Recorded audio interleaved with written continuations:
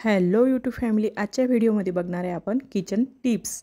सगळ्यात पहिली kitchen tips, फ्रीजमध्ये दुर्गंध येऊ नये म्हणून त्यासाठी काय करायचं ना, एक न्यूजपेपर घ्यायचा, त्याचा गोळा बनवायचा। गोळा बनवला की तो फ्रीजमध्ये ठेवायचा 24 तासासाठी। 24 तासानंतर तो गोळा काढून टाकायचा आणि मग तुम्ही बघू शकता आपल्या फ्रीजमधला दुर्गंध हा नाहीसा होऊन जातो। Kitchen tips 2। एखाद्या वेळेस काय होतं ना, आपल्या डाळीमध्ये छोटे छोटे किडे होतात। त्यासाठी काय करायचं ना, तामलपत्र जे आपल्या मसाल्यामध्ये असतं ते ठेवायचं। म्हणजे त्यामुळे काय होतं ना, आपल्या डाळीमध्ये किडे वगैरे होत नाही।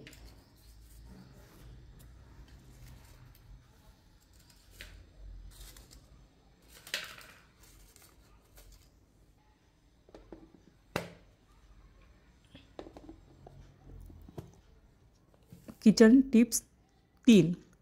आपलं काय होतं, एखाद्या वेळेस कुकरची जी रिंग असती ती एकदम ढिल्ली होऊन जाते। त्यासाठी काय करायचं ना, फ्रीजमध्ये पाणी ठेवायचं। फ्रीजमध्ये पाणी ठेवल्यानंतर ते थंडगार होऊ द्यायचं। नंतर एक प्लेट घ्यायची, प्लेटीमध्ये ती रिंग ठेवायची। नंतर ते पाणी त्याच्यात टाकायचं। थोड्या वेळात त्याला खाली वर करायचे त्या रिंगला। नंतर जी ढिल्ली झालेली रिंग असते ती थंड्या पाण्याने घट्ट होऊन जाते।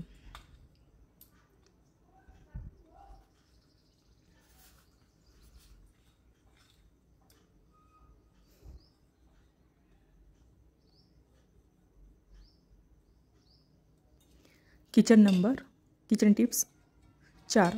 आपण काय करतो, अंडे बॉईल करायला ठेवल्यावर अंडे एखाद्या वेळेस फुटतात किंवा त्याची छिलकी निघायला खूप अवघड जात। त्यासाठी काय करायचं, अंडे उकळताना थोडं त्याच्यात मीठ टाकून द्यायचं। टिप्स 5। एखाद्या वेळेस आता उन्हाळ्याची सुरुवात झाली, आपण मार्केटमधून खरबूज आणतो। एखाद्या वेळेस ते गोड निघतं किंवा नाही निघत। मग त्यामुळे काय करायचं, जर खरबूजाचा सुगंध येत असेल तर ते खरबूज गोड असतं। जर सुगंध नसेल किंवा साम्य सुगंध येत असेल तर ते खरबूज कमी गोड असतं।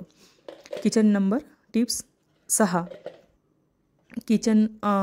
मी हे मिक्सी घेतली होती, जे आपलं ग्राइंड करायला आपले जे मिरची लसूण अद्रक त्याचा यूज काय करायचा ना, त्याचा जो टोक असतं ते खाली ठेवायचं आणि जे मोठं टोक आहे त्याला वरती करायचं। नंतर इथून त्याला बंद करून घ्यायचं आणि हे जे वरची जी साईज आहे त्याला ओढायचं।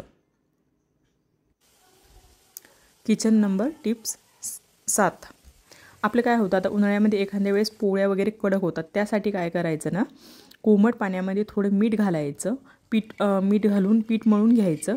यामुळे चपाती चांगल्या प्रकारची फुलते आणि दीर्घकाळ मऊ राहते।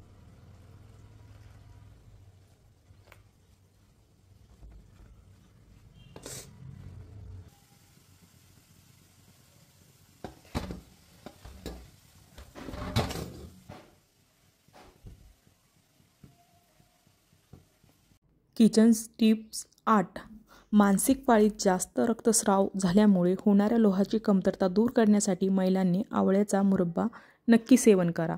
आणि ह्या किचन टिप्स तुम्हाला कशा वाटल्या कमेंटमध्ये नक्की सांगा। थँक्यू।